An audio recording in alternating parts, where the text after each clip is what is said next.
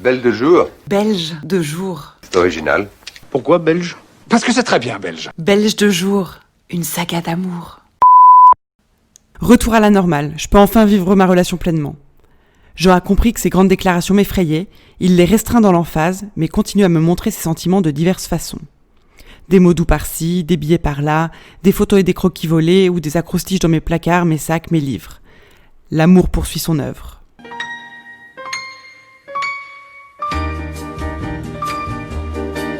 Je commence à me décontracter et enfin, mes sentiments amoureux commencent à se développer.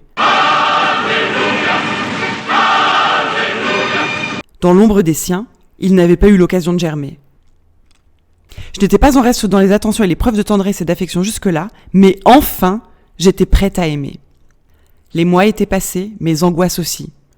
Jean avait su être rassurant et cadrant. Ah oui, avec tous ces meurtres, c'est plutôt rassurant. Ses sentiments étaient clairs et stables, je pouvais désormais m'appuyer sur lui pour épanouir les miens.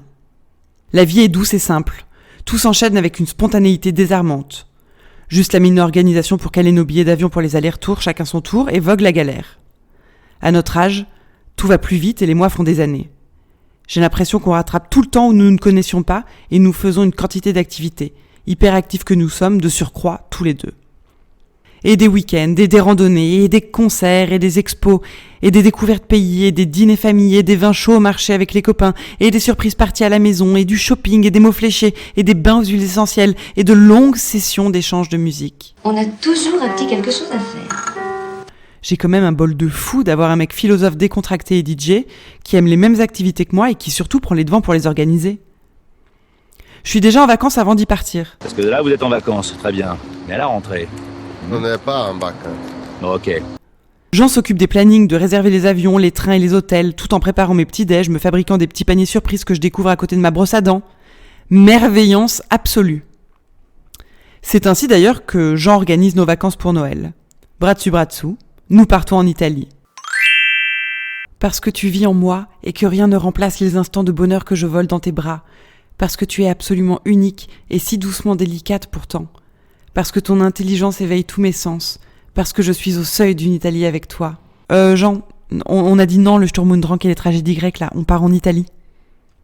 Nous avons choisi Milan et ses lacs, et c'était vraiment génial. Ah là là, l'Italie du Nord, berceau du design et de la mode italienne, de l'art italien et... Des spaghetti all'italiana, per tutti. Les vacances étaient donc super. On rigole, on visite des musées, on road trip. Dans ton automobile, tous les deux on sera bien. On admire des paysages, on se gargarise devant la nourriture italienne, on marche, on fait des abramos. On se tape des énormes fous rires avec les abramos. Jean est vachement fort en association d'idées. Il n'a pas son égal pour trouver un dénominateur commun à des mots qui, a fortiori, n'ont aucun lien. Zizani ou Kenavo? Je ranime une saucisse et... Camoulox. Ouh, bravo Jean. On chante dans la voiture, on écoute de longues playlists en faisant des blind tests. On se paye des hôtels de luxe. Et des parkings de luxe aussi, lorsqu'on se rendra compte que l'un des hôtels nous facture 150 balles pour garer la voiture. Et puis on alterne avec des hôtels de l'ex-Union soviétique aussi. Avec de la moquette sur les murs, des maîtres d'hôtel avec des redingotes d'époque et des clés de chambre qui pèsent un demi-kilo. Jean prend le ferry pour la première fois de sa vie aussi. Et je découvre une nouvelle fois son âme d'enfant, tout excité qu'il est d'embarquer la voiture de location sur un bateau pour aller à l'aventure. Franchement, on s'amuse vraiment. On a pu rire au bureau avec ça. C'est simple et c'est super bien. Et puis nous allons dans le village sur une rive du lac de Caume, d'où je suis originaire. Je n'y étais jamais allée et avais demandé au préalable les informations à papa. Incroyable! Une rue, une boulangerie, un fleuriste, à mon nom, un vrai village de Sylvanians. Bon, je ne cache pas que la majeure partie de ma généalogie se situe au cimetière du village. Avec Jean, nous nous divisons alors le cimetière en deux et photographions tous les noms, dates et portraits qui permettraient à mon père de détailler l'arbre généalogique familial. Comme c'est l'homme de ma vie et qu'il va rester un bon bout de temps à mes côtés, je trouve ça vraiment génial qu'il soit avec moi à ce moment où je découvre un pan de mes origines. Nous arpentons les quartiers de la mode et du luxe à Milan, en commentant tout et n'importe quoi, la bouche dégoulinante de ciabatta et autres douceurs locales. Il n'a pas le temps de lire l'énorme pavé d'Heidegger qu'il a apporté. Je sens que c'est quand même un problème. Plusieurs fois, il me dit qu'il va se poser dans le lobby face au lac pour le lire tranquillement, et plusieurs fois, il vient finalement au spa de l'hôtel avec moi. Je profite en outre de ces vacances pour livrer à Jean les derniers secrets de famille dont je ne parle jamais. parce que j'ai besoin d'une confiance plus qu'aveugle pour évoquer les sujets qui ne me concernent pas directement. Jean me le demande et me questionne à ce sujet. J'ouvre alors les vannes et lève les derniers barrages. C'est notre petit secret. Là, à ce moment, pendant ces vacances italiennes, je me dis qu'on a trouvé l'équilibre de la relation. Ce n'est pas trop, ni pas assez, c'est juste génial. Je suis tellement décontractée que je lui avoue mes sentiments. Ça y est, je l'aime! Je l'aime!